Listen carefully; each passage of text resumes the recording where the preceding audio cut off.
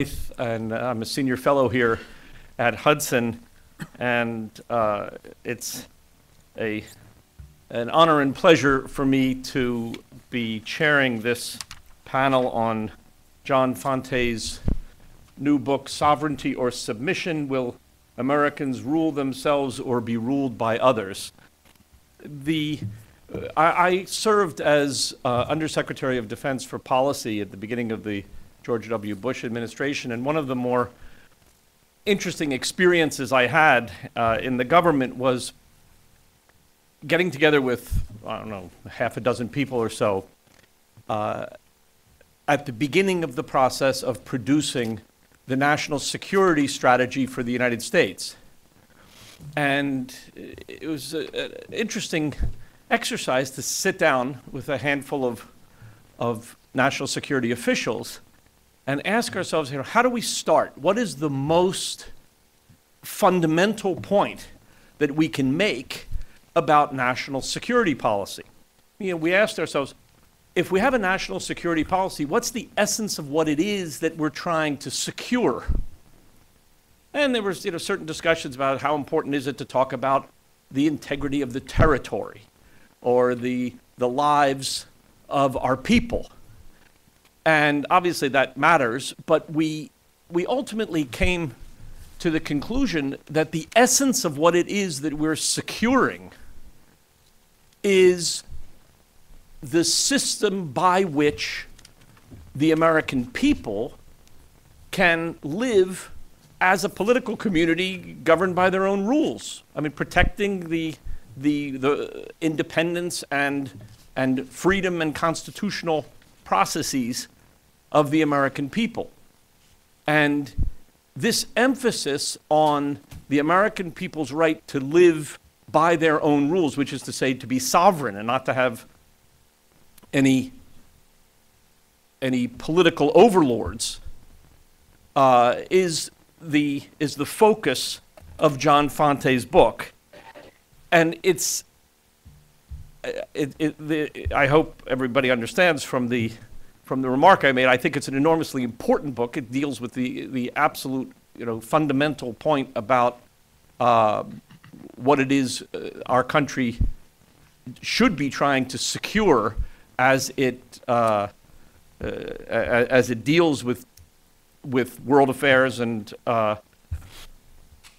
it's the issue of sovereignty is dealt with in this book in a very accessible way. I'm very impressed by the fact that the book is rigorously scholarly and full of footnotes and very suitable as a contribution to the scholarly debate on the subject, but it is written in a lucid and accessible fashion. So it can be used in universities, it could be used by smart high school students who are interested in civics, and it focuses on the practical importance of various developments in the world that challenge the concept of sovereignty, of national sovereignty, at an intellectual level and a political level, and the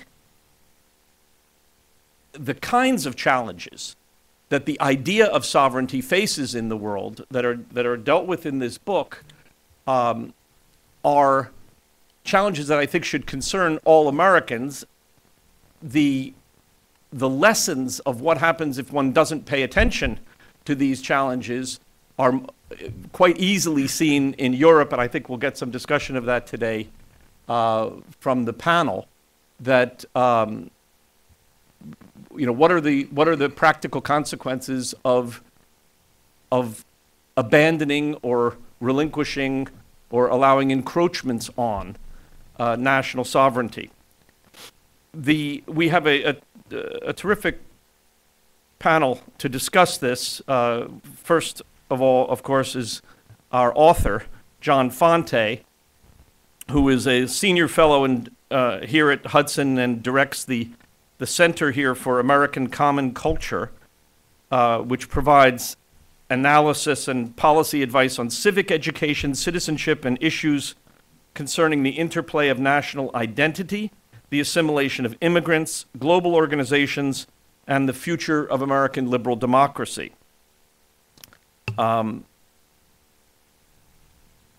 John was for a while a visiting scholar at the American Enterprise Institute, where he directed the Committee to Review National Standards under the chairmanship of Lynn Cheney.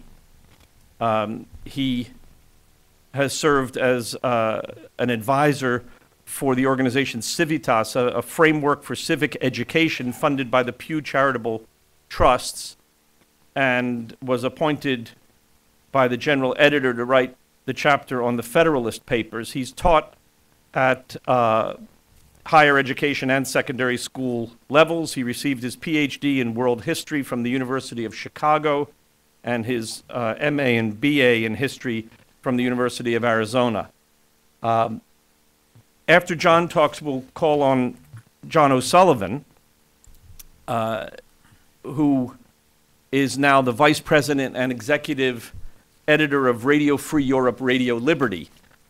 John O'Sullivan is also editor at large of the National Review and also is a senior fellow here at the Hudson Institute. He's been involved with editorial responsibilities at a number of important publications, including the National Interest. He was a special advisor to British Prime Minister Margaret Thatcher and was made a commander of the British Empire in 1991.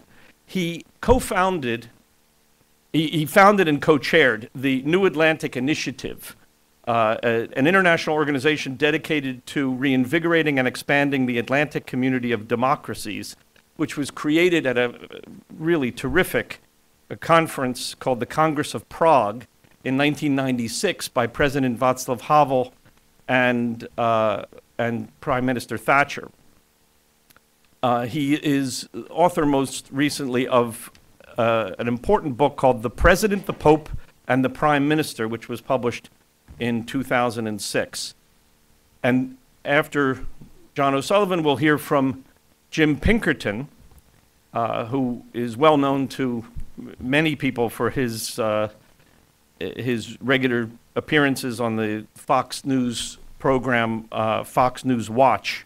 He is a columnist for Newsday and also is a regular conservative contributor to the Huffington Post, a senior fellow at both the Free Enterprise Fund and the New America Foundation, and a lecturer at the George Washington University. He is contributing editor of the American Conservative and USA Today, and frequently appears on bloggingheads.tv, often in video discussions with David Korn and other media personalities. So I will now ask John Fonte to come up and tell us something about his book, and then we will plunge into the other comments, and we hope to get to some exchanges with our audience also. Thank you. Thanks, Doug. In a way, I came to the ideas of this book through the Frank Fukuyama argument, The End of History, which I was quite excited, quite interested in. I found it very interesting, but at one point, something was missing from the Fukuyama argument. He was saying that liberal democracy was the ideological endpoint, that liberal democracy had triumphed in the role of ideas, and there wouldn't be any serious rivals to liberal democracy, and Lockean liberalism was triumphant. Well, at the time I was at the Department of Education, and the watchwords were race, class, and gender. The emphasis, in other words, was on group rights. It wasn't on individual rights. Instead of free speech, people started talking about hate speech. So I figured all is not well in liberal democracy, and the challenge then in the 90s was multiculturalism. But gradually, all the people in the academic world that were endorsing multiculturalism came to endorse transnationalism or globalism. So by the turn of the 21st century, that became the issue. And today, certainly, global governance is in the air. Major political leaders tell us that global problems require global solutions. I mean, how often have you heard that? You hear it all the time from major leaders. They're telling us that sovereignty is obsolete and that we need a new system of global governance. Now, this what we could call globalism or transnationalism. One of my main points in the book is this is not internationalism. This is not traditional liberal internationalism. I have a handout here. If you can take a look at this. This is from NYU. As a global citizen, to whom do I pledge allegiance? This is an ad in Foreign Affairs. And it was apparently an attempt to attract students to the Global Studies program at NYU. The language chosen here, as a global citizen to whom do I pledge allegiance, is not the language of traditional liberal internationalism. It's not the language of Franklin Roosevelt when he gave his D-Day prayer for our boys, our religion, our civilization. This is something very different. In fact, it's sort of a mocking, you might say, of the Pledge of Allegiance. This is what the academics call transgressive. They're problematizing the question of allegiance and the whole question of to whom is one allegiance. In other words, this is not, liberal internationalism would say education for America's role in world affairs. So that's a difference. This is not globalism, transnationalism is not traditional liberal internationalism. In fact, John Ruggie, who is at the Kennedy Harvard School, the Kennedy School of Government at Harvard, he was a former deputy secretary of the United Nations. He says this, put simply, post-war institutions, including the United Nations, they were built for an international world, international, between nations. What we need today is a global world. International institutions were designed previously to reduce external frictions between states. Our challenge today, says Ruggie, is to develop more inclusive forms of global governance. So it's different than traditional internationalism. I'm saying in the book that global governance is essentially a political movement, and it represents what I call the Global Governance Coalition or the Global Governance Party. As such, it's an actor in world politics. The Global Governance Project, the movement, the party, is in some ways a driver of world politics and certainly an actor. It consists of an ideological element. In the past, I've called this transnational progressivism. This is the idea that the ideological core of global governance, you might say, is universal human rights. But this is determined, this represents an evolving norms of international law. So the idea of rights is always evolving, always expanding.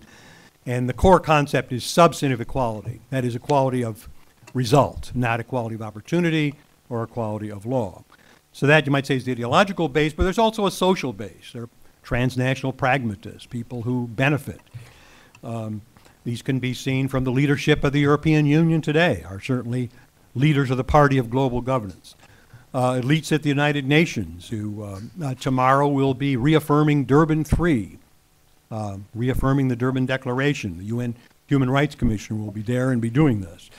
American universities, as we just saw from this NYU document, are also at the part of the Global Governance Party, particularly American law schools, particularly the American Bar Association, which I'll refer to a little later, and certainly leading human rights organizations such as Human Rights Watch and Amnesty International, and a major American foundation such as the Ford Foundation or the Rockefeller Foundation.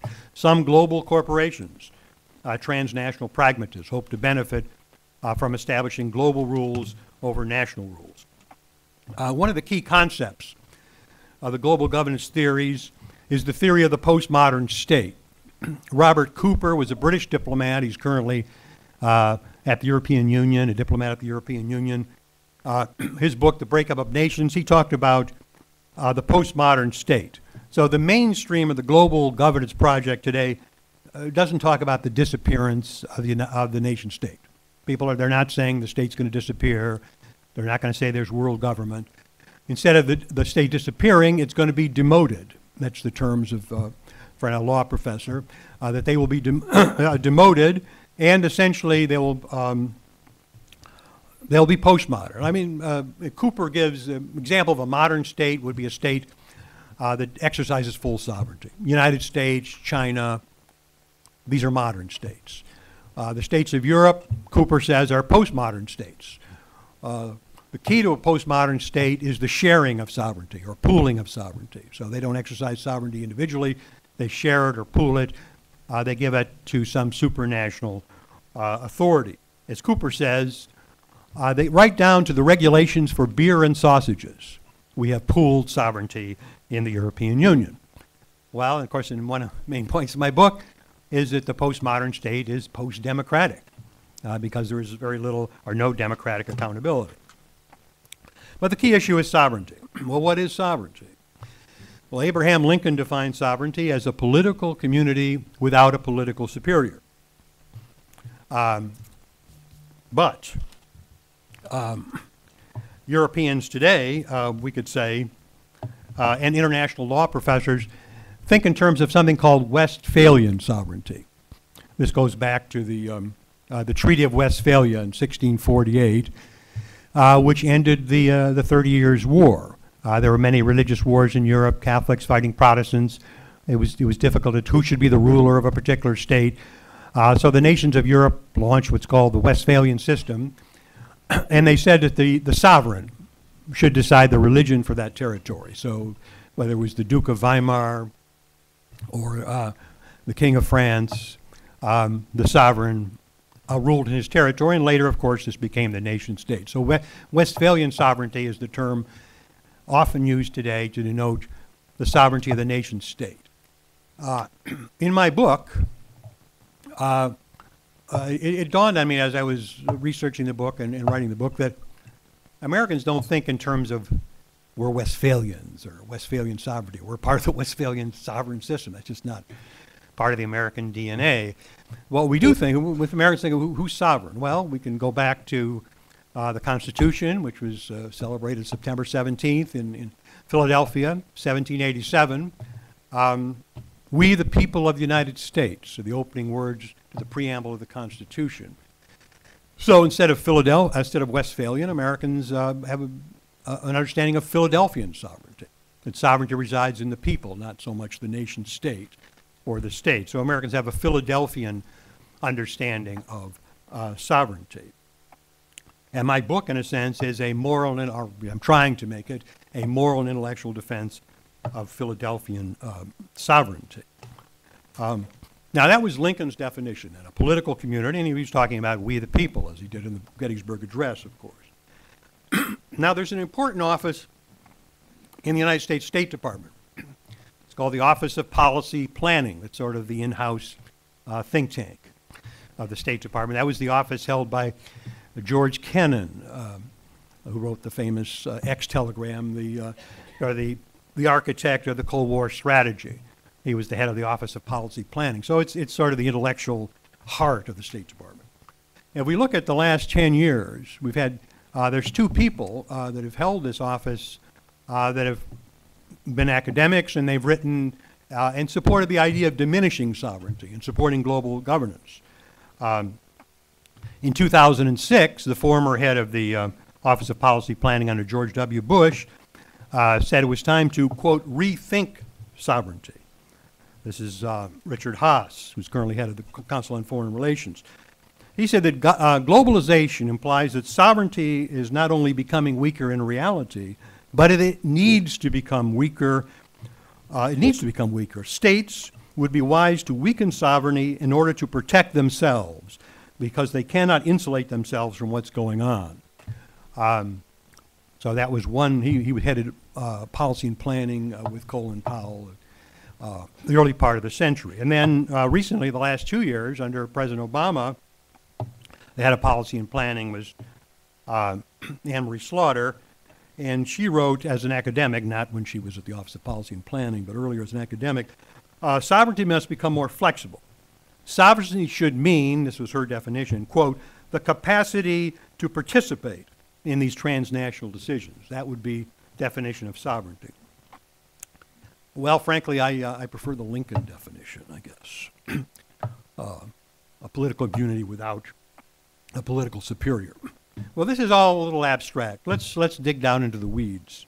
Let's look at a specific organization and see how this applies. The International Criminal Court. The International Criminal Court was created to prosecute the most egregious war crimes, crimes against humanity. We're going to look at three quick things in the International Criminal Court. One, how this was international law, in a sense. It's followed by most countries in the world. So how is it made? How is international law made? Who made it? And what were the results?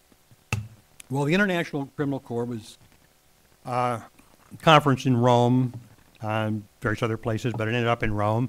And the document developed from a sort of a coalition of what we would call medium-sized states, postmodern states in Cooper's terminology, Netherlands, Canada at the time, Germany, Norway, Sweden, many countries in Europe, plus Argentina, South Africa. These were called the like-minded group in UN terminology.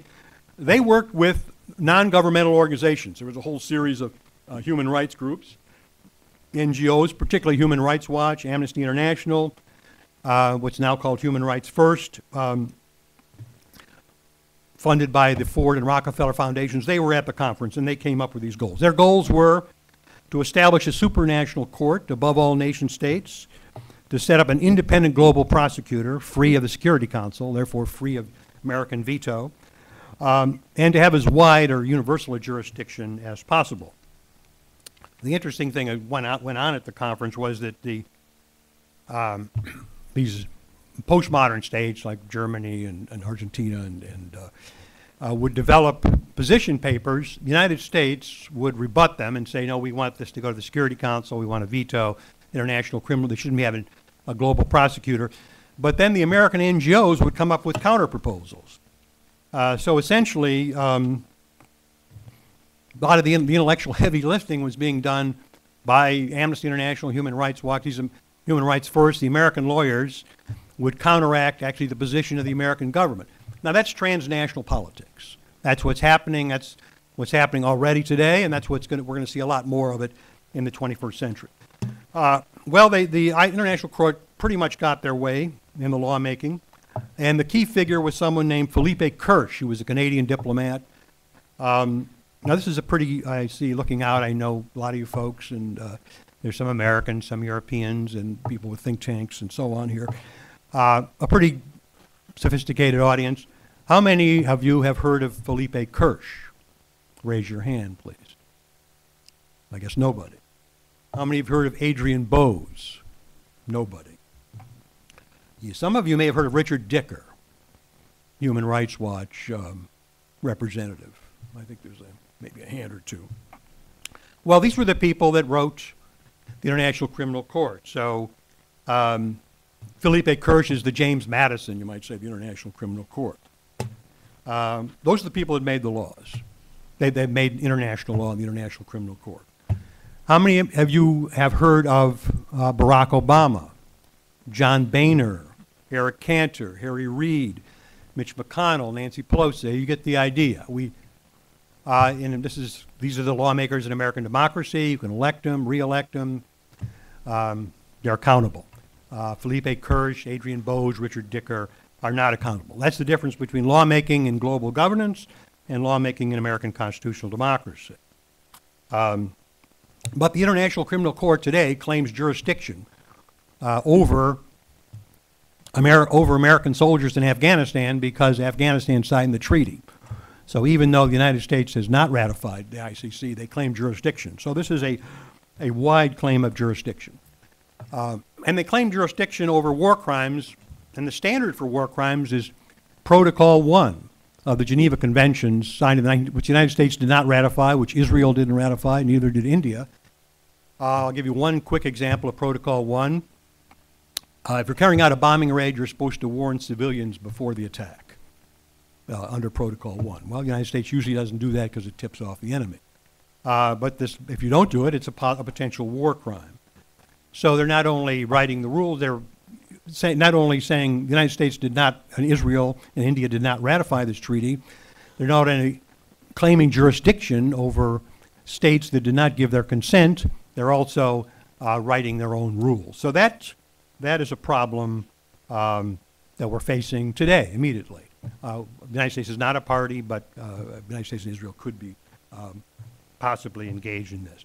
Well, one of the broad arguments given by by American globalists, and there's many of them, why we should be open to this is it's in our interest and consistent with our values to join global governance in some form, to cede some sovereignty, and we'll gain in the end. Now, the argument goes something like this.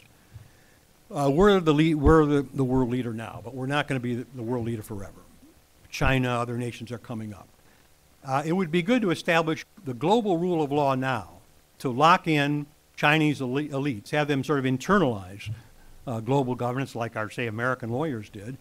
And then when they get to be top dog, they would be already have internalized these rules and they'd be ready to respect international law. That's the pitch that they make. As Anne-Marie Slaughter says, what goes around comes around, and as other nations grow in power, size, and economic weight, their decisions will increasingly affect us. Principles that could constrain us today may well guarantee our freedom tomorrow. Well, that's not going to guarantee our freedom. American military power might. Besides, when another nation becomes strong, why would they necessarily hold to the rules that the United States put in place 40 or 50 years? That's a naive position. And even more, so it's not good on realistic grounds, this argument of the globalists that we should establish a global rule of law now. And of course, on moral, on democratic grounds, it makes no sense because we're essentially giving up the right of self-government, which is the whole, as Doug pointed out at the beginning, is the whole purpose of having a foreign policy to begin with. So I'm just going to make a few more points, and one of them is that the question is often raised, well, what are you worried about, Fonte? I mean, the UN is not going to send helicopters to the United States. Belgium is not going to enforce, no one is going to enforce these laws, international global norms. The United States could simply reject them. Well, that's of course true. These laws would not be imposed. The way they would come to pass is the process of self-subordination. This is what happened in Europe. European judges told the European parliaments, this happened in Britain, that you've got to follow these European rules. That's now they now have precedence over national rules, and the British Parliament went along with it. So what would happen in the United States essentially is American judges would say, well, the United States signed this treaty, and under the terms of the treaty, it means X, Y, and Z, and you've got to follow these rules. So that's sort of what's existing on the ground. Now, I have another handout. It's right below that NYU, if you can pick this one up. This really gets into the weeds. It's entitled Questions from the American Bar Association's Assessment Tool, What's Required with Compliance with CEDAW. The American Bar Association put out a 200-page document and said if the United States ratifies the CEDAW treaty, which is the UN Human Rights Treaty on women, they had 200 pages worth of what it would require for the United States to comply, to be in compliance with CEDAW.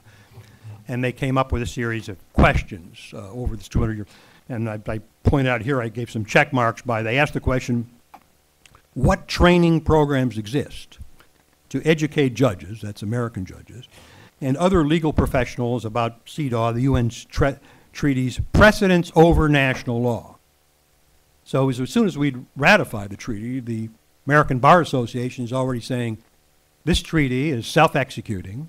It has precedence over American law, and are we educating American judges to follow the UN rules? And what are these rules? Well, let's look at the next paragraph. Does the national machinery of the state track national budgetary expenditure? What percentage of funds, in other words, are spent on women? Women are 50% of the country. Are you spending 51% of your budget on women? If not, what? The American Bar Association brings a lawsuit, potentially.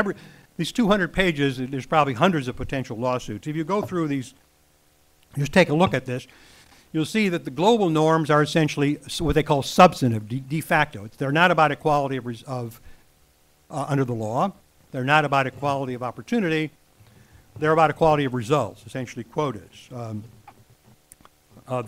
very last line there. What is the state doing to encourage men to use their parental leave? So this is something you're supposed to be doing. Well, fine. If you want these policies, go to Congress, go to the state legislature, and try to pass, and see if you can pass it democratically. This obviously would be very difficult to pass democratically. So in a way, some of this effort by transnational progressives is an end run around American democracy. So I think this document is very revealing. It's there on the internet, very easy to find. American Bar Association assessment tool. So if someone goes before Congress and they're asked, why are you opposed to the CEDAW Women's Treaty? Because it would fundamentally alter American jurisprudence through a self-executing treaty. This would be, so anyway, these are some of the issues that are involved in this whole process of global governance. So I think this is going to be a major conflict in the 21st century. We're going to see the liberal democratic state, and particularly the United States and other nations such as Israel, and to an extent India is very interested in sovereignty, in a wide-ranging political conflict with the forces of global governance. This is what's happened in Europe, and the Europeans did not have this debate. They didn't have a debate over the meaning of sovereignty and over the democratic deficit. So we should have this debate here, and that's one of the purposes of my book. Thank you. John O'Sullivan.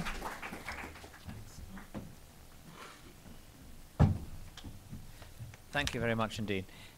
And thank you for that very kind reference, Doug, in your introduction to the launching of the New Atlantic Initiative. I'm so happy that you felt that was a great conference, which I did admit myself.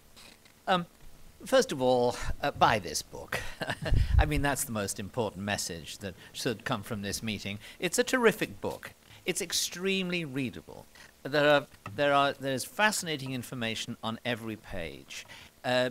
It can be read, I mean, in a way it's hard to say this, but I think it could be read with pleasure and profit by the very people whom John is attacking. Because he's an extremely fair-minded debater. He's not, he doesn't just present one side of an argument, he outlines what the arguments are on the other side, he analyzes them. I think he shows them to be false or mistaken, but nonetheless, he presents those arguments in a very fair-minded way. So anybody who reads this book is getting a thorough and full education in the topic. It's not just getting a single point of view. And I think that's very important, because in a way what this book is doing is drawing our attention to a problem that is growing, and which has been growing now for, I would say, about 20 years, without people paying attention to it. And it's an extremely important problem. It is that there is, in a sense, the gradual replacement of a certain kind of, certain form of government, which we call liberal democracy, by another form of government, which John calls, I think it's the right term, global governance, and that's a term which, of course, is used by the global governance advocates themselves. They, of course, do not say that they are replacing democracy or liberal democracy.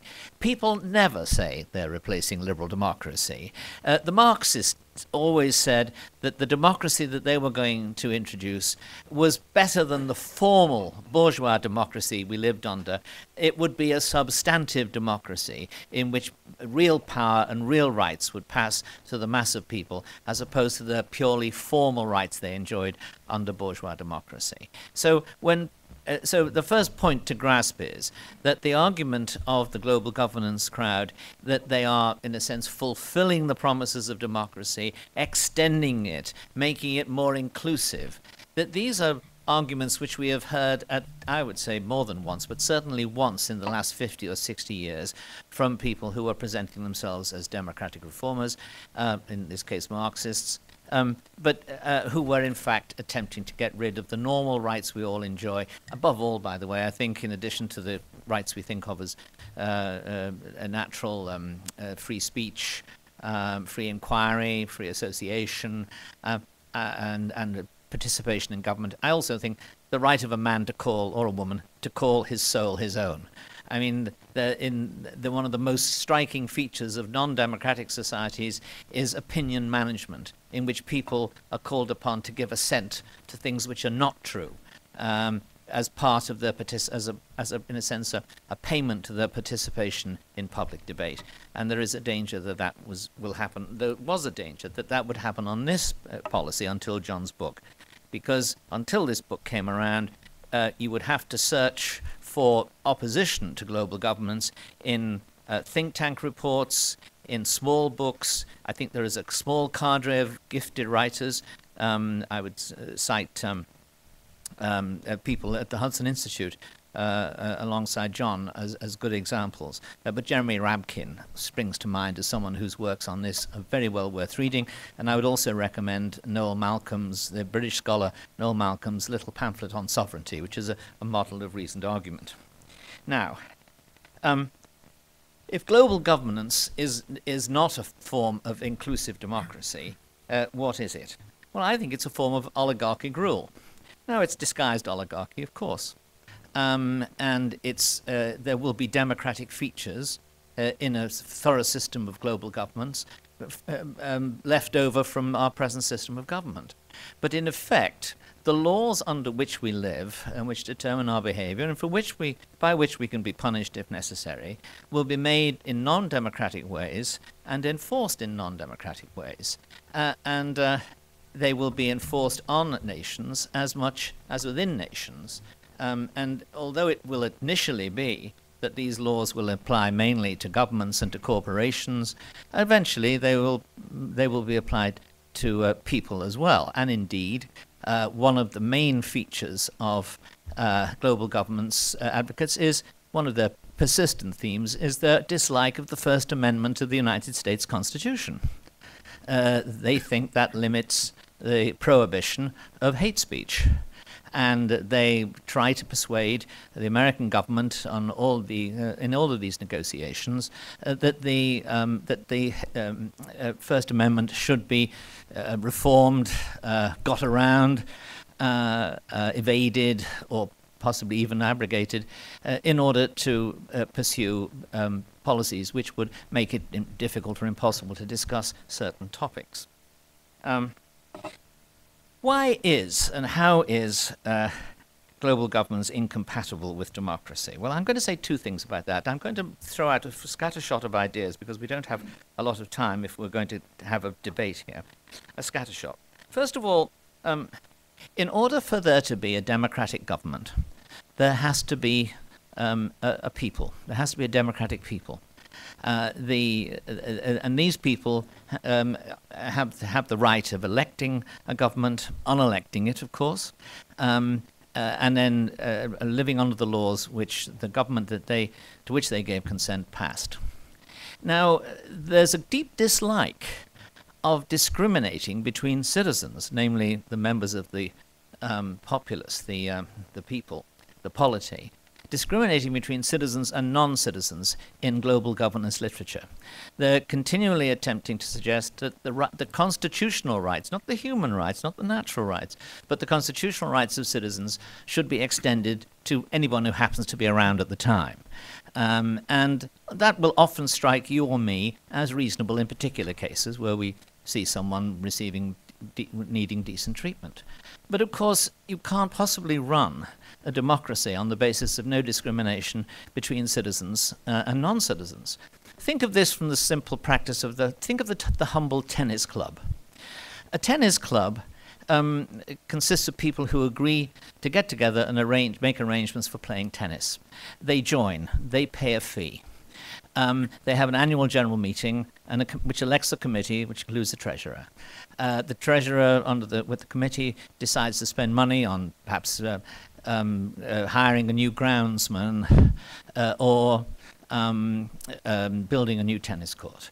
And they hold an annual dance every year and try to raise more money. Now, if that only works if the people who do the voting are the same people who pay the entrance fees. If they don't, if anyone can simply wander into an annual general meeting of the tennis club, we could all go along, vote to distribute the money among everyone who happened to be in the room at the time, and having done that, leave the meeting a little bit richer. Of course, that is incompatible with the existence of the tennis club. You couldn't conceivably have tennis clubs if anybody could simply wander in and run and decide to vote the proceeds of the membership fees. And the same is true in much more important ways for the citizens of states. If other people decide how the taxes which are raised are to be spent, if other people decide how the rules under which the citizens live are to be determined by outsiders, then the citizens no longer live in a democracy. They no longer live in circumstances in which they determine the laws and in which they determine how the common life is lived. Now, let's examine this from two standpoints. Under the rules of various treaties like CEDAW, mentioned by John, and others, the United Nations establishes rapporteurs who go into the country to see whether or not these countries are fulfilling the obligations that they undertook when they signed the treaty. Now, if they voluntarily undertook those obligations, by the way, I would complain about it, but I would have no real grounds for complaint. But of course, those obligations are constantly changing, and they're subject to massive interpretation. A few years ago, you will remember, there was a Canadian Liberal government faced with a financial crisis. That government is now very much praised internationally and cited as a good example for other countries in crisis for the way in which it reduced its massive deficit and reformed its economy and got the country back on a sound financial and economic footing. However, at the time, various UN rapporteurs arrived in Canada to denounce the fact that budgets would cut back on certain welfare payments. And they said this was incompatible with Canada's obligations under various treaties. And they would have to, in order to get a fair account, they would have to they would have to abandon those particular budgetary policies and so on. Now, at the time, the Canadian tabloid press loved this story because it was almost always the case that the UN rapporteurs were the representatives of famous dictatorships and particularly brutal governments, and so there'd be newspaper articles in which people would say, "What on earth are we doing paying attention to these thugs?" But the fact was, the Canadian government and more recently the British government and various other governments in Western Europe do pay attention to these thugs. I mean, they take these obligations very seriously, even when the obligations are a massive reinterpretation of what has been done. Now, fortunately, because there is still a very vigorous democracy, say in Britain and Canada, the attempts of the global governance advocates to get governments to abide by the recommendations of the UN and not just the UN but the EU, there are limits to which this the democratic government can be in a sense removed from the people and given to outsiders. But nonetheless, the tendency is there. And to take another, and this is a growing problem, and that John's book makes this clear. I would cite another example of how global governance is sort of incompatible with law. You're probably aware of the existence of the UN Declaration of Human Rights, which is one of the cornerstones of both liberal internationalism, but also global governance. Have you heard of the Cairo Declaration of Human Rights? This is an attempt by the Islamic countries to develop their own set of principles which would be accepted internationally. Now, as a matter of fact, I think the Cairo Declaration is a good thing. It actually advances the cause of human rights in the Islamic world. It pushes for more rights for women and for various and for other reforms. But having said that, regarding it as an advance in Islamic terms for rights, it is plainly incompatible in many of its provisions with the UN Declaration of Human Rights. Now, if we have, for example, it wishes to strongly restrict free speech when it comes to questions of heresy or apostasy. Now, what do we do here?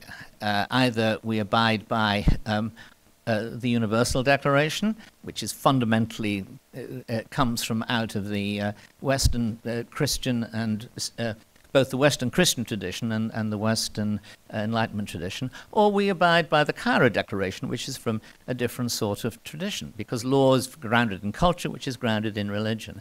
I don't think there is a way in which we can solve this problem by kind of blending the two.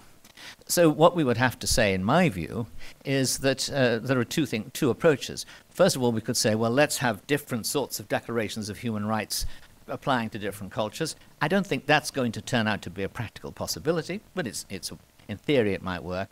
Or what we might sensibly do is to say, let us adhere to the definitions of rights which are in the Universal Declaration, but let us enforce that international law the way it used to be done. In other words, it would be interpreted in accordance with the local political traditions. One in the United States, very liberal, one more corporatist in Europe, and one that would be, in a sense, it would be less libertarian and more attuned to the cultivation of public virtue in the Islamic countries. But there's no way in which you can have laws, international laws, which can be accepted internationally by everybody, which the global governance advocates must have if they are to make their case. I'm going to sort of just make a few more remarks and then finish very quickly.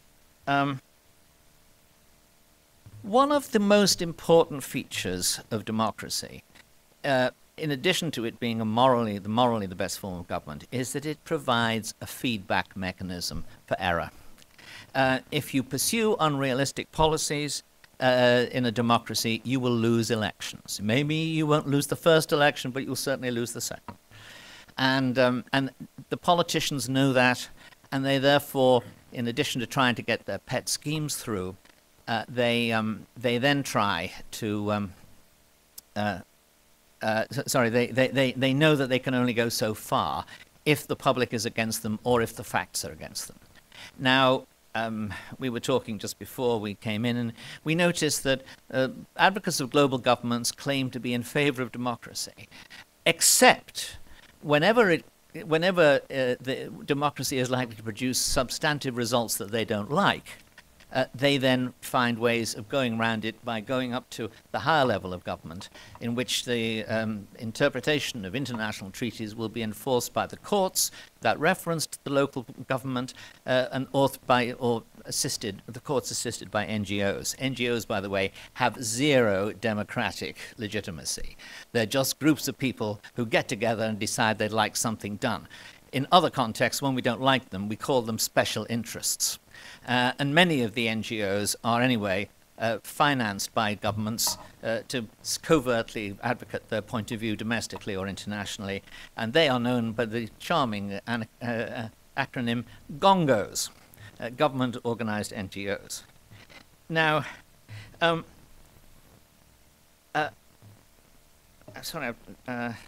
yes, so the objection to so in the case of Europe, what you've had in the European Union in recent years is a layer of government which is effectively remote from and not accountable to the voters. It is therefore able to pursue policies as it thinks, even though it loses elections. Now, even though those policies either produce bad results or lose elections. The euro is a classic example. Many people warned about the crisis of the euro when the euro was being set up. I was present at a meeting at which Helmut Schmidt said, every year we meet, and every year you economists say the euro can't work. And every year we tell you it's going to happen anyway.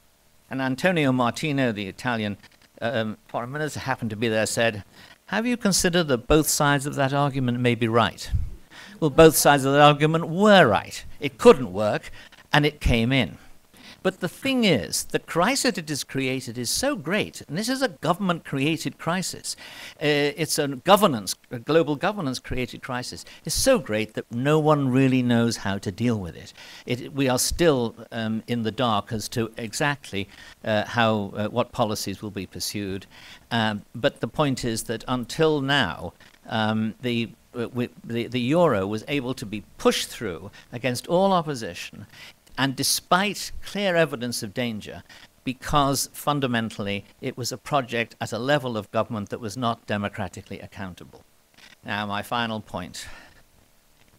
What is global governance considered from a Marxist standpoint? I mentioned Marx before. He wasn't wrong about everything, and one of the things he was right about was that there is often a class component in government and why governments operate as they do. Anyone who looks coldly at global governance will have to say that this is a project of the international new class. It is a product of the class of regulators, international lawyers, corporate executives, and others. And they are, and with the best will in the world, and I'm sure as individuals, many of them have excellent policies designed to benefit mankind as a whole, nonetheless, their self-interest is going to direct them to favor policies that benefit them. And so the global governance project is fundamentally a project for taking power from democratically accountable institutions like parliaments and congresses and diverting it either domestically to the courts or to bureaucratic agencies, or internationally to NGOs and transnational bodies. Transnational bodies being, as John has said, bodies which effectively are not cooperation between nation states, but bodies that give nation states orders and treat nation states as their agents rather than they being the agents of nation states. Now, I know several international lawyers and bureaucrats, and I even know a few judges, and not of course professionally. And and I have to say that, agreeable though they are, I must agree with Bill Buckley.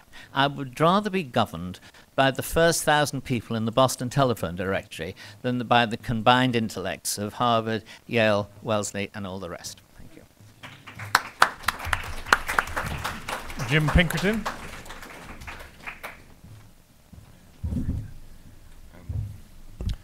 Better move this up a little bit. Thank you all. Look, this is an important book, and it comes, ironically, at a time of great crisis for the international universalist community. I can think of several examples that illustrate, again, the deep crisis. But as we'll see, just a few crises, a few failures never stops a bad idea whose time has come. I mean, John mentioned the euro. I mean, enough said. You know, the only possible solution for the euro crisis I can see is that the U.S. Federal Reserve will print $1 trillion or $2 and transfer them over there, and that'll give them at least 6 months to. And just the general democracy deficit of the European Union, as John and John have both said, and I was delighted to see that Václav Klaus blurred the book, a guy who fought against communism and sort of sees a lot of the same thing coming. Again, this was other examples of the crisis. The UN vote on Israel. I mean, what is going on there? Again, I'm sure that's been much discussed. The Durban III, coincidentally, or maybe not coincidentally, the same thing going on there. And I would even be, again, as John O'Sullivan said about John Fonte's book, he is, or maybe I guess it was Doug. He is very polite. John is polite. And so when he talks about Durban III, he doesn't use the word that came to my mind, which is asymmetrical warfare. They've come up with a sort of a lawfare plan for taking us on. I mean, John documents it all, just doesn't quite drill it home in its inflammatory language as I would use. Then you'd also have to say the crisis of global warming and the fiasco of all this stuff, which, by the way, the U.S. government, the U.S. Senate at least, rejected it. Back in 1997, they rejected the Kyoto Treaty. I think the vote was 95-0, and that was when there was a much greater feeling among scientists that this was real and there's no dispute and so on. And yet nothing stops them. They continue to go on forward. I mean, the Clinton Global Initiative is going on, and then this pretty much as we speak. And then I was also thinking, because I just saw a headline recently about UN peacekeepers committing acts of rape somewhere, and I don't mean to minimize, it's a horrible crime. So I Googled UN peacekeepers rape, and I found like 20 different countries involved. I mean, it was just something gone beyond just, this is just not just the Congo where you're used to hearing about. It's Haiti, it's all sorts of places. And again, you have to think that the face of internationalism doesn't look very good if you're a peasant in some country where the UN peacekeepers are there to, quote unquote, help you. And so these failures, these frustrations, remind me that the basic rules of human nature do cut against this sort of attempt to create a global government. It was Emile Durkheim, and it was in the book John quotes James Madison on this. You're not, and it was, I think it was the poet Schiller who talked about this in the 18th century. There ought to be a multiculturalism of nations where each culture has its own nation. You're not going to salute or fight for some abstraction, and unless you make an extraordinarily aggressive effort to assimilate your population. The French did it in the 19th century. The Americans have done it. John has a great string of quotes from James Madison and George Washington and Theodore Roosevelt and Woodrow Wilson on how you do build a nation. You can create a multi-ethnic country, as we've been proud enough to do, but it has to be based on a real effort at common culture and what John calls patriotic assimilation. And so I think that as one looks around the world at international efforts, these efforts to impose global government do seem to fail pretty steadily. And John mentions Israel as a place where they've come up against this pretty heavily. India is another valuable example. I would certainly hope that India gets on the UN Security Council just so they can vote against all this stuff and veto it as well, so it's not just us vetoing these things all the time.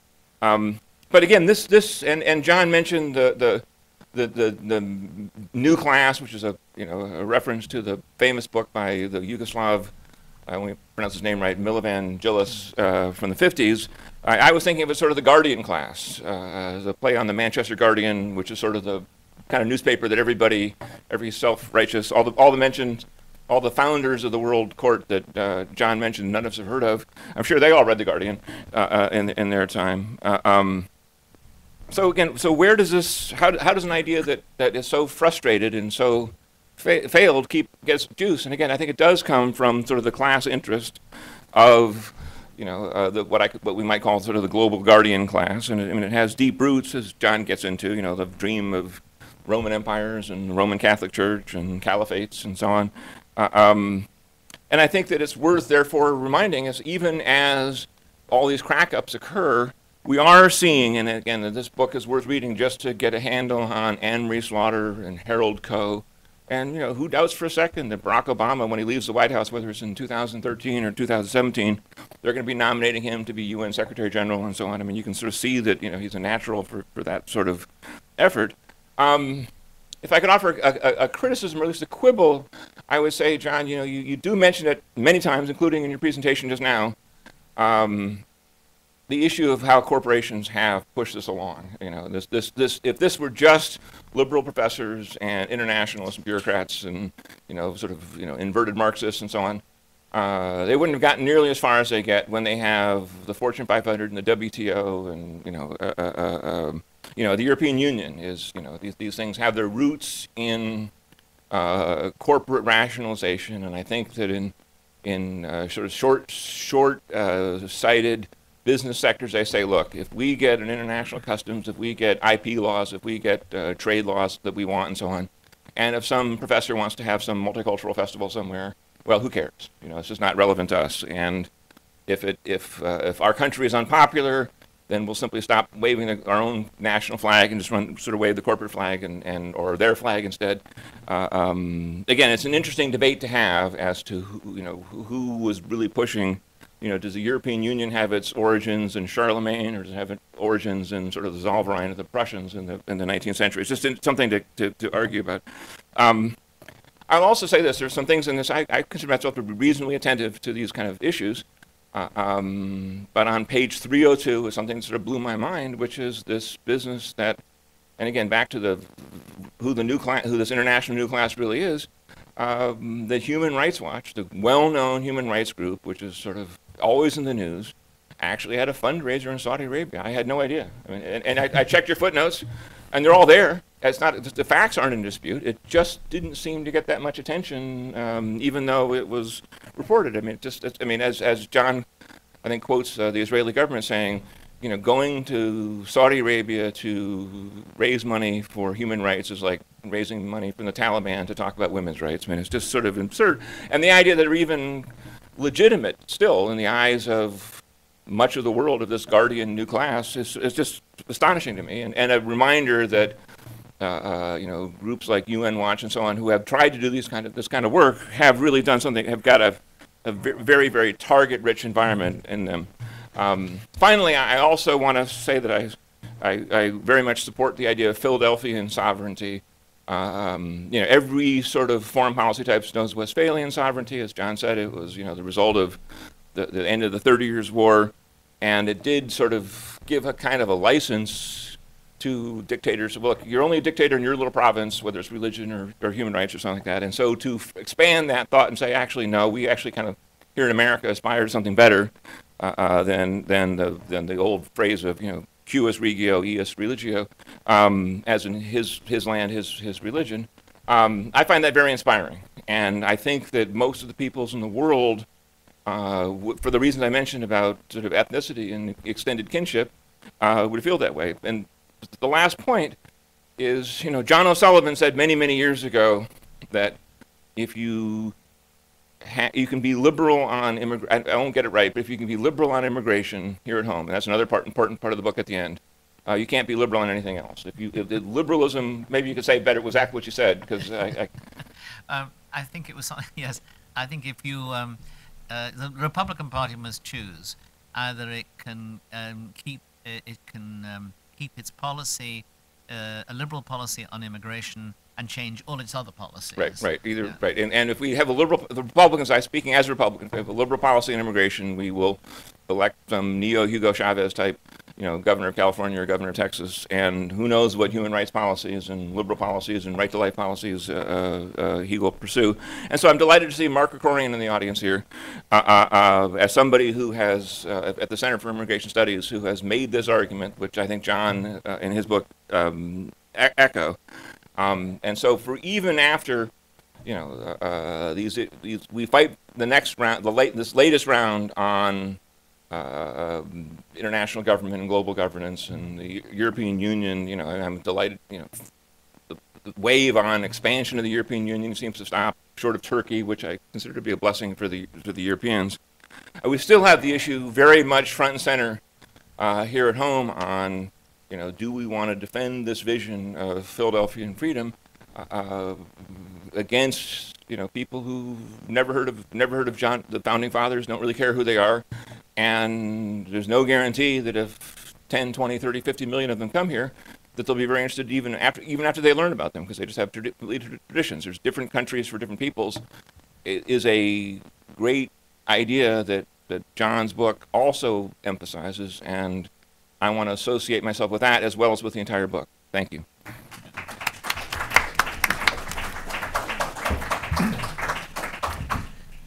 Before we get to some questions from the audience, having listened to this discussion, it occurred to me that if people who are following this in the audience or perhaps on over the internet are not highly familiar with the general subject, they may wonder that there's something basic here that they're missing. I mean, what John Fonte is basically talking about when he's talking about the global governance are mechanisms that are being created to, in effect, create law for democratic countries that don't use the standard democratic processes. And, you know, one can organize a society in a lot of different ways and get regulations from a lot of different quarters. The standard approach for liberal democracies as John explains in his book, the standard approach is in liberal democracies is to produce laws through legislatures full of people who are elected and accountable to the public. But there are other ways of getting laws. There are ways of getting laws imposed through government bureaucracies full of officials who essentially are not accountable, or only very indirectly accountable to the people. So it becomes much harder to change a law that in effect comes from a bureaucracy where the officials are shielded. It's possible to get laws that come from judges who are promulgating laws, and these judges are not elected and they are not democratically accountable. In Europe, enormous bureaucracies have been created through the European Union mechanism, the European Commission, European Parliament, where laws that are really governing people's lives, regulating agriculture, regulating all kinds of other aspects of life, are being made by people whose names are not known throughout Europe, who are not elected, who are not unelectable. And the basic phenomenon that everybody's been talking about, although I don't think there's been much explanation of the mechanisms by which this phenomenon operates, the basic phenomenon is that you have a number of people who have substantive agendas regarding arms control, regarding laws of war, regarding capital punishment, regarding speech codes, and various other subjects. They have substantive ideas about how society should be organized and regulated. And they have found themselves frustrated that they can't get their substantive views adopted by democratically elected legislatures. And this entire global governance phenomenon that we're talking about here is fueled by the frustration that these people feel that they can't get their substantive views democratically adopted.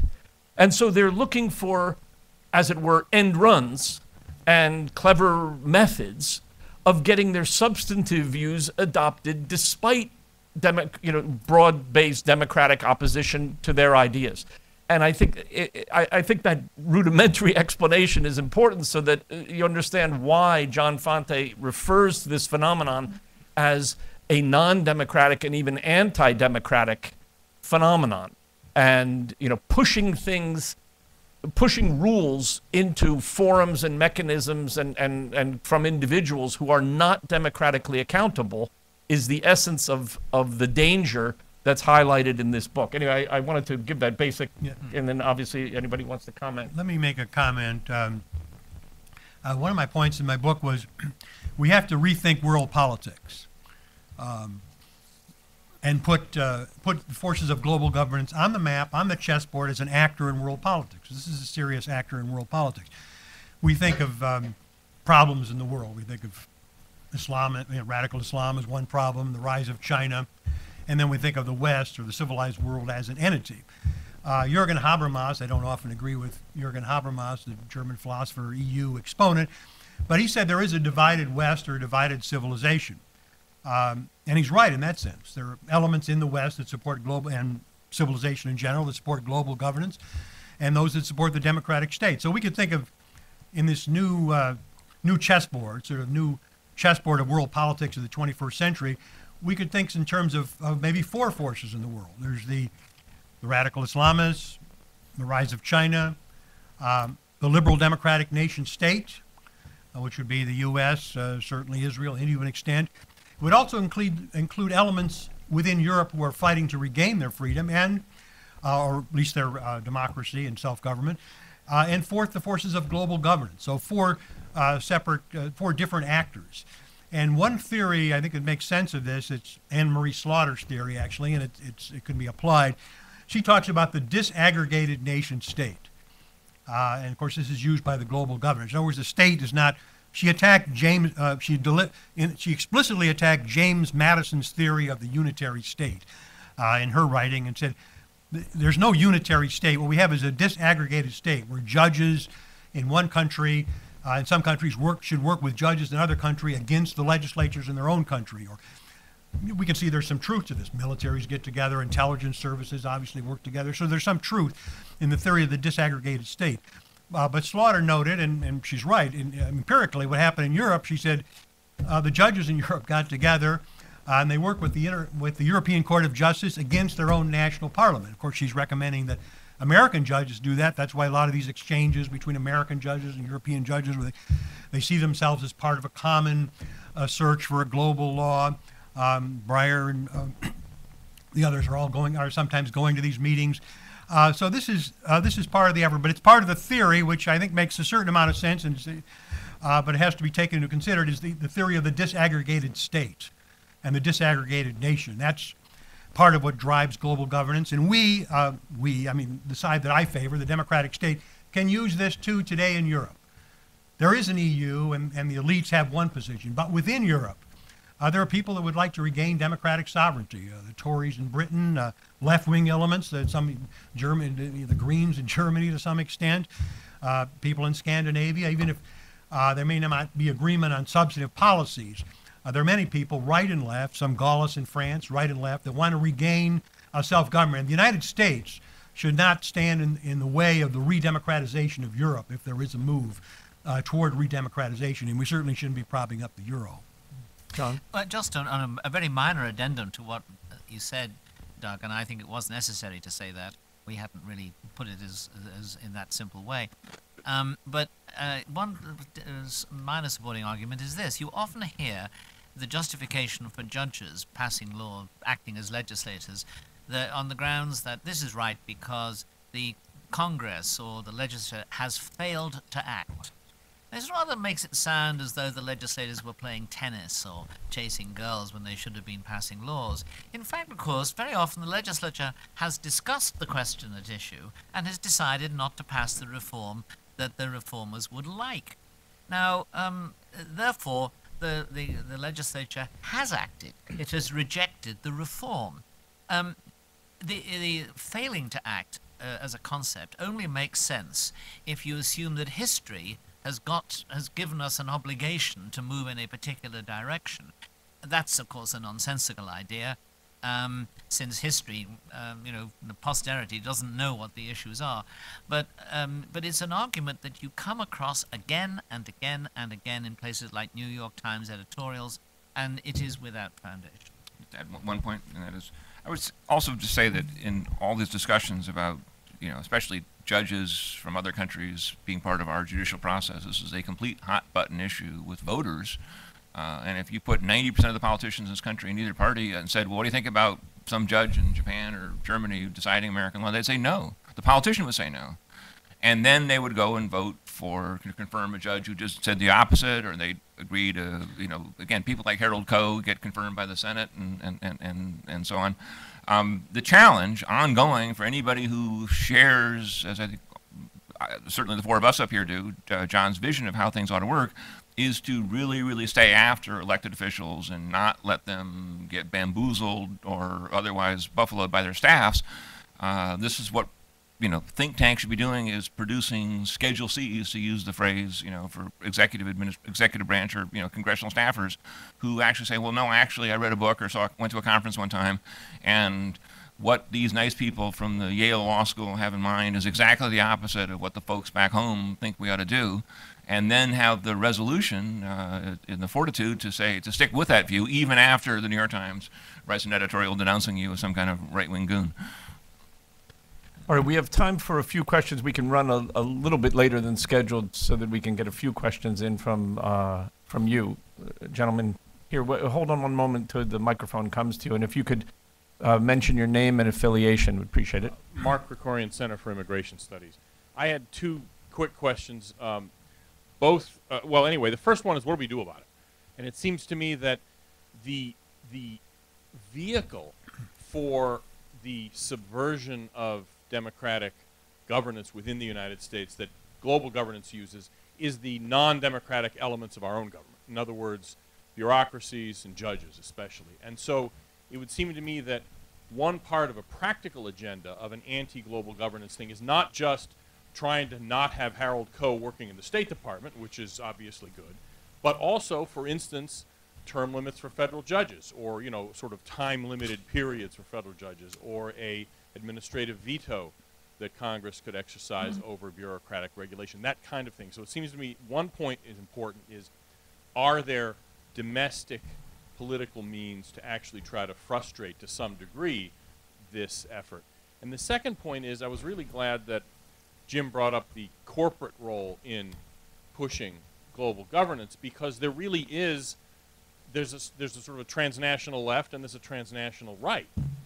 Or at least ostensibly right, you know, a corporate and in many cases libertarians who aren't corporate are also part of this push to subvert national sovereignty. And the point here is that on the left, at the elite level, there's really no difference. I mean, there's not much dissension among elites on the left about the undesirability of American sovereignty. On the right, there is, and it seems to me purging or at least exposing those on the right whose explicit or the objective result of their agendas is a kind of subversion of American sovereignty, is an essential first step of kind of cleaning house on the right before we can sort of proceed further. Any comments? Yeah. Those are both good points. What do we do? The first thing I think is awareness of what's going on. That's the purpose of my book. I'm not sure I'm for, you know, term limits for Supreme Court judges. Perhaps you're suggesting that. I'd have to think about that. I don't think I'd necessarily be for that immediately. I'd have to hear some arguments. But certainly, I would. The Congress should exercise. We should strong control, and the legislative body should be in the action on any of these issues. And there's a whole series of treaties that we should take a very careful look at. And the first thing is to be aware of it, and that's number one. On the second point, I guess, of the transnational right, I do talk about that. In fact, originally, my first article on this issue about 10 years ago, I just talked about transnational progressives, and I realized there's transnational pragmatists, who are many of the people that you mentioned, the corporate folks. In the book, I talk about Coca-Cola. One of the top executives said, well, we're not an American company. When we're in Beijing, you know, we're a Beijing company. Well, if Coca-Cola is not an American company, what is? So, yeah, we see this all the time. Then you're also talking, I guess, about the ideological. There may be a few extreme libertarians, not too many at this point, who are trans. I had a good talk with Harold Kling, and originally I called him a transnational libertarian, but I think that was a mistake. I realized that he said, well, he's more or less for all local governments everywhere, something to that effect. But you're right, there is an argument on the right to some extent on the transnational issue. I guess one person I'm thinking here is somebody we know is like Bob Kagan, that I've criticized because when he was working, he wrote an article in Foreign Policy when he was the McCain advisor in 2008, said the United States should give up some national sovereignty to gain support from the Europeans, and it would be in our interest to surrender certain aspects of national sovereignty. So I explicitly criticize Kagan and Fukuyama in the book as right-of-center thinkers who have suggested giving up sovereignty. So, yeah, I think it's a very important point that this is not a partisan issue between Republicans and Democrats. I mean, I would guess, without being absolutely certain, that the majority of people in both the Republican and the Democratic parties who are aware of this are rather hostile to it, and that the principal mood, again, among politicians is one of uncertainty and unease about it. They don't at the moment have a lot of information about it, but it makes them nervous. And I think once these issues become clarified and sharpened by public debate and come into the public arena of the voters, then I think there's no doubt you get a massive, these are 80-20 issues, 80% on one side and 20% for global governance. They are elite versus popular, elite versus people issues, elite versus voters issues as well. And again, that's something that is very comforting for a politician to know. Now, what do you do? Well, of course, you debate it. John's is the first step, it seems to me, in a process of what I would call ideological demystification. Because the one thing that the global governance people can't do, and they can do a lot, but they can't ever advance their ideas honestly and straightforwardly and openly. There are a few who do, by the way, and I admire them for it, because they really convinced they've got to put these arguments honestly to the American people or to the British people or others and make the case. They can never win those arguments, because those arguments consist of saying that we think you should give up power to determine governments and laws democratically and hand it over to very well-meaning and decent people who live in some of whom live in other countries and some of whom live in the West End of London.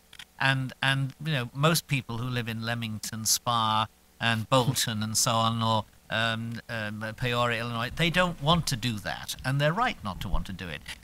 And so once the issue is clearly seen as and presented in that way, then I think that John's side of the argument is going to win. Just listening to John say that, I'm thinking about England.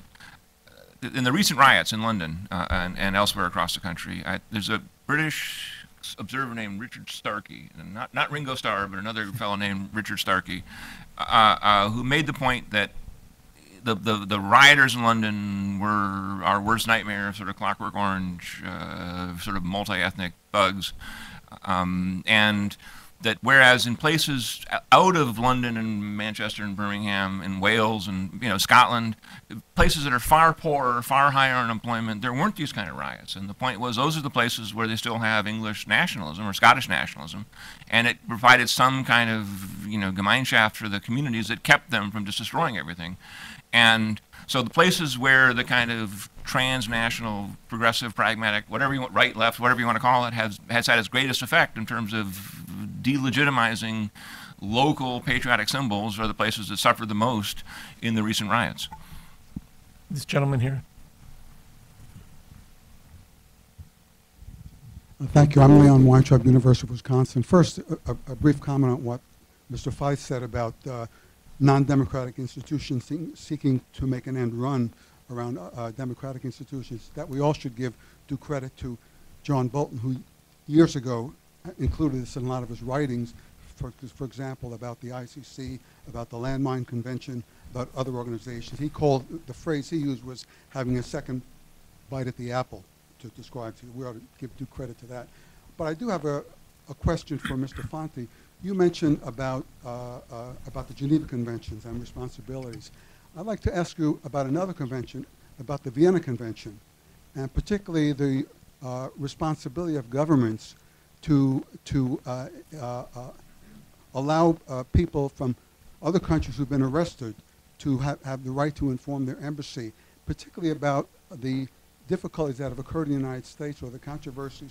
I believe you may know this better than I, involve the states of Virginia and I think of Texas, where there have been a number of trials and executions of nationals of Mexico and perhaps other countries, where in contravention, as I understand it, of obligations of the Vienna Convention that we signed, we failed to notify the appropriate embassy involved, and I believe the State Department asked the state governors, or through the president, asked the state governors to go back on those cases, but they refused to do that. I'd like to see where you stand on that issue. Well, that's an interesting point. One thing, we have a very practical issue that you've raised. One of the person that was convicted, I think, was born in Mexico and came here when he was 2. He had no accent. As far as he knew, there was no way of knowing that this person was a Mexican citizen. I mean, this is a big practical problem, and the only way that we would actually solve something like this is to have national identity cards, where you would actually know if someone is an American citizen, where they were born, this sort of thing. The person was apparently here, I think that you're referring to, was taken, he came here illegally, taken by his parents, but there was no way of knowing, basically, this person was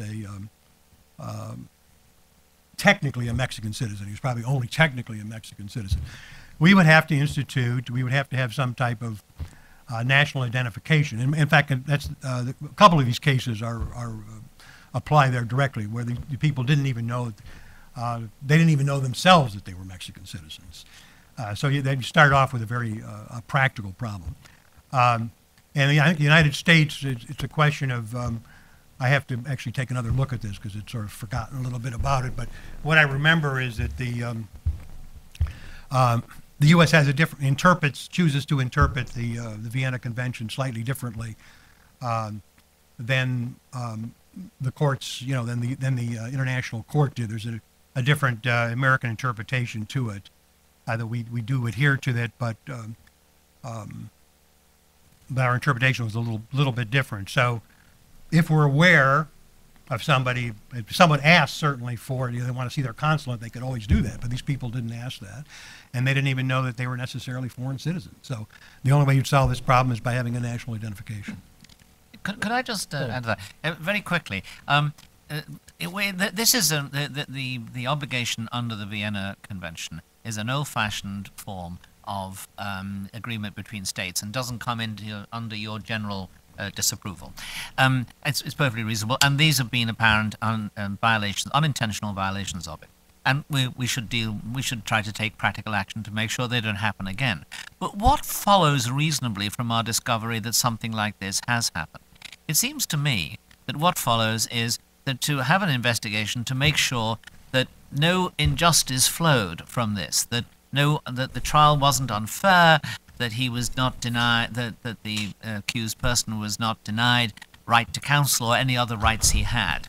Now, if that is the case, if the investigation shows that there was no violation of his rights in a real sense, then I think that the law must otherwise take its course.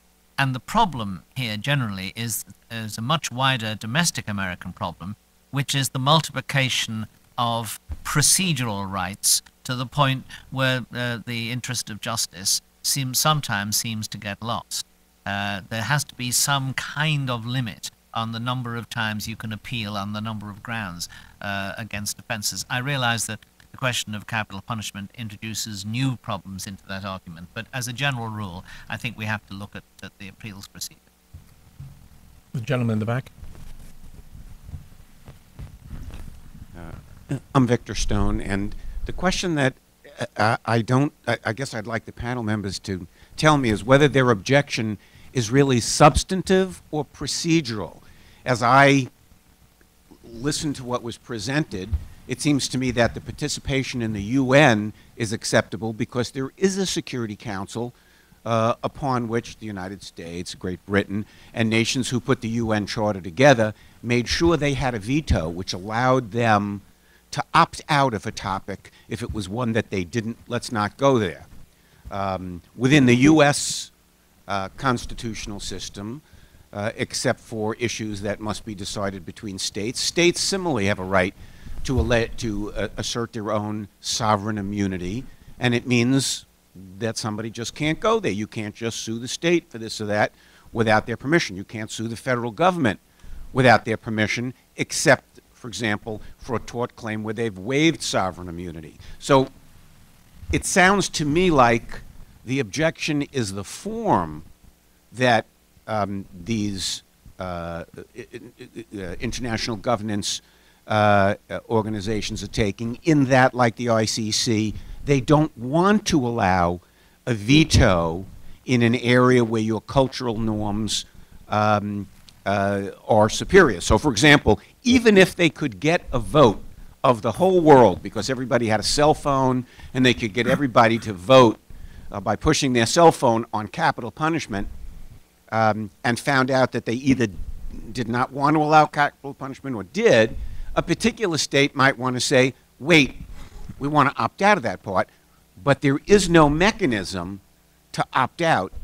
So it sounds to me like the issue is that you don't think they have the right procedural mechanisms in place, because the U.S. might well want to volunteer for, I don't know, UNESCO or something like that and participate, but not want to volunteer to be in the ICC, which is... John, you want to... Yeah. Well, try to make the distinction between internationalism and transnationalism, or supranational. Internationalism is just what you're saying. The United States may want to be involved in internet. We're involved in many issues, from copyright law to airlines and everything else. So there's obviously nothing wrong with internationalism. I want to make that very clear. The objection is to supranationalism or transnationalism, which is post-democratic. And I mentioned the International Criminal Court specifically. If the United States did not exist, if there was no United States, the International Criminal Court would be a bad idea, because the International Court claims authority over the judiciaries of democratic states, even though those democratic states have not consented to join the International Criminal Court. In other words, India had soldiers in the Congo. They're accused of a war crime. India tries its soldiers. They're acquitted. The International Criminal Court can then say, you were unwilling to prosecute your own soldiers, or we're going to take up the case. So they're acting against a democratic state. And the International Court consists of 10 undemocratic societies, so there could be judges from undemocratic societies doing this judging. So my objection to the International Criminal Court, if you just even take the United States away, it's on moral grounds. Even if there was no United States, it would be a bad idea. And I would just point out that when you talk about procedure, in many ways, the essence of liberal democracy is the procedure by which laws are made. And I think it's useful that you pointed out that we were not, and the people on the panel here were not addressing the substantive arguments for or against capital punishment or for or against particular laws of war. What we were addressing is this basic question of, and it's the subtitle of John Fonte's book, will Americans rule themselves or be ruled by others? Now, you could say that's a procedural question, but it's a procedural question that is as substantive as questions get. Yeah. And I mean, I just remember when I was in law school, once a professor of legal procedure said that somebody once observed that the difference between a fair trial and a lynching was one of mere procedure. He was being ironic, of course. But, I mean, there's no such thing as mere procedure. Procedure is the essence of democracy. It's the essence of freedom. It's the essence of self-government. So you can think of it as a procedural issue, but it's as important as issues get. I'm afraid we don't have a lot more time. So John O'Sullivan, why don't you make a comment? Then I want to call on John Fonte to make a final comment. Well, I was just going to say, I think it's look at two important treaties: the North Atlantic Treaty Organization and the treaties that are the founding basis of the European Union. NATO commits its members to go to war in the event of one of its other members being attacked. There can't be a more important political decision than that. But at the same time, it is an exercise of sovereignty, because that decision is clearly defined and known in advance, and the commitment that you undertake when you sign it is something you cannot wish away. You said that. You decided that. The EU treaties, on the other hand, effectively say that I agree on a range of issues to follow the collective judgment of the institutions of the European Union, whatever they may happen to be.